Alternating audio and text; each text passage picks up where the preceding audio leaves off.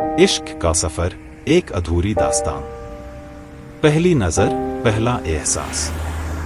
गांव का जीवन अपनी सादगी में अद्वितीय होता है। जहां शहर की चकाचौंध और भीड़ भाड़ से दूर जीवन के रंग अधिक गहरे और रिश्ते अधिक सच्चे होते हैं। राहुल के लिए भी गांव हमेशा खास रहा था। कुछ ही दिनों पहले राहुल ने कॉलेज की पढ़ाई पूरी की थी और उसके बाद वो अपने प्यारे गांव वापस लौट आया था। गांव वापस लौटने के बाद राहुल ने महसूस किया कि उसकी जिंदगी में एक खालीपन सा था। उसे अब महसूस हो रहा था कि उसके जीवन में कुछ ऐसा है जिसकी उसे तलाश है, पर खुद नहीं जानता था कि वो क्या है।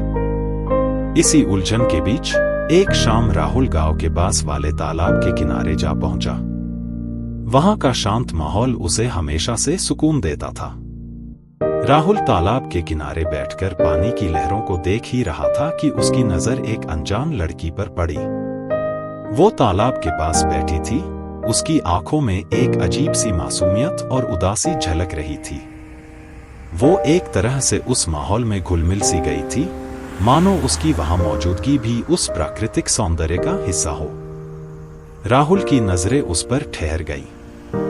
उसने पहले कभी किसी लड़की के प्रति ऐसा खिंचाव महसूस नहीं किया था। दिल की धड़कनें तेज हो गईं, मानो उसकी आत्मा ने उस अनजान लड़की को पहचान लिया हो। वो उसे एकटक देखता रहा और तब तक देखता रहा जब तक वो उठकर वहां से चली नहीं गई। उस शाम के बाद से राहुल के दिल में एक अजीब सा हलचल पैदा हो गया था। उसके दिलो दिमाग में सिर्फ उसी लड़की की छवि थी। कौन थी वो? कहां से आई थी? क्या वो गांव की ही है या बाहर की? इस तरह के कई सवाल उसे परेशान करने लगे। किस्मत का खेल। कई दिनों तक राहुल उसी तालाब पर गया, इस उम्मीद में कि शायद वो लड़की फिर से वहां आए। और किस्मत ने उसका साथ भी दिया। एक हफ्ते बाद राहुल ने उसे फिर से उसी तालाब के पास देखा। इस बार राहुल ने हिम्मत जुटाई और उसके पास जाकर उससे बात करने की कोशिश की। मेरा नाम राहुल है और मैं यहीं का रहने वाला हूं, राहुल ने अपनी धड़कनों को नियंत्रित करते हुए कहा। वो लड़की पहले तो कुछ सकुचाई, पर फिर एक हल्की सी मुस्कान के साथ बोली, मेरा नाम मीरा है। मैं यहाँ कुछ ही दिन पहले आई हूँ, मेरे चाचा चाची के साथ रहने।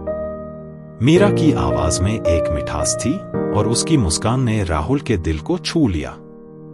राहुल ने उससे बातचीत जारी रखी और धीरे धीरे दोनों में एक दोस्ती हो गई। रोज शाम को दोनों तालाब के पास मिलते, बातें करते और धीरे धीरे उनके दिलों में एक दूसरे के लिए कुछ खास एहसास पनपने लगे। मीरा एक शांत स्वभाव की लड़की थी। उसकी बातों में गहराई थी, उसके चेहरे पर हमेशा एक अजीब सी उदासी और उसके व्यक्तित्व में एक कशिश थी जिसने राहुल को उसकी ओर खींच लिया था। वो दोनों देर तक बातें करते, कभी जीवन के बारे में तो कभी सपनों के बारे में। इजहारे मोहब्बत। धीरे धीरे राहुल को ये एहसास होने लगा कि उसने मीरा से प्यार कर लिया है। उसका दिल मीरा के बिना अधूरा सा लगने लगा था। वो हर वक्त उसके ख्यालों में डूबा रहता, उसकी मीठी मुस्कान, उसकी बातें, उसकी वो चुपचाप बैठी हुई छवि उसे हर पल याद आती। एक दिन तालाब के पास बैठकर राहुल ने हिम्मत बटोरी और मीरा के सामने अपने जज्बातों का इजहार कर दिया। मीरा, मैं तुम्हें बहुत चाहता हूं। जब से तुम्हें देखा है, मेरे दिल में एक अजीब सा सुकून और बेचैनी दोनों ही बस गए हैं। मुझे पता नहीं कि तुम्हारे बिना मेरा जीवन कैसा होगा, पर इतना जरूर जानता हूं कि मैं तुम्हारे बिना अधूरा हूं। मीरा के चेहरे पर हल्की सी झिझक थी, उसकी आंखें नीचे झुक गईं, पर फिर उसने राहुल की तरफ देखा और धीरे से मुस्कुराई। उसने राहुल का हाथ पकड़ा और कहा, राहुल, मैं भी तुम्हारे बिना खुद को अधूरा महसूस करती हूं। तुम्हारे साथ समय बिताना, तुम्हारी बातें सुनना मुझे भी अब अच्छा लगने लगा है। शायद मैंने भी तुमसे प्यार कर लिया है। दोनों ने एक दूसरे का हाथ थाम लिया, उनकी आंखों में खुशी की चमक और दिलों में एक दूसरे के प्रति असीम प्यार था। उन्होंने वादा किया कि वे हमेशा एक दूसरे के साथ रहेंगे और जिंदगी भर साथ निभाएंगे। दूरी का दर्द। कुछ समय बाद मीरा के परिवार वालों को उसके रिश्ते की चिंता होने लगी। मीरा का घर एक परंपरागत और रूढ़िवादी घर था, जहां माता पिता की मर्जी के बिना किसी भी रिश्ते की अनुमति नहीं थी। अचानक एक दिन मीरा के घर वालों ने उसका रिश्ता एक धनी परिवार के बेटे से तय कर दिया। मीरा के लिए ये खबर किसी सदमे से कम नहीं थी। उसने अपने माता पिता से बात करने की कोशिश की, लेकिन उन्होंने उसकी एक नहीं सुनी। मीरा बेबस थी और उसका दिल टूट गया। दूसरी ओर राहुल भी इस खबर से बहुत आहत था।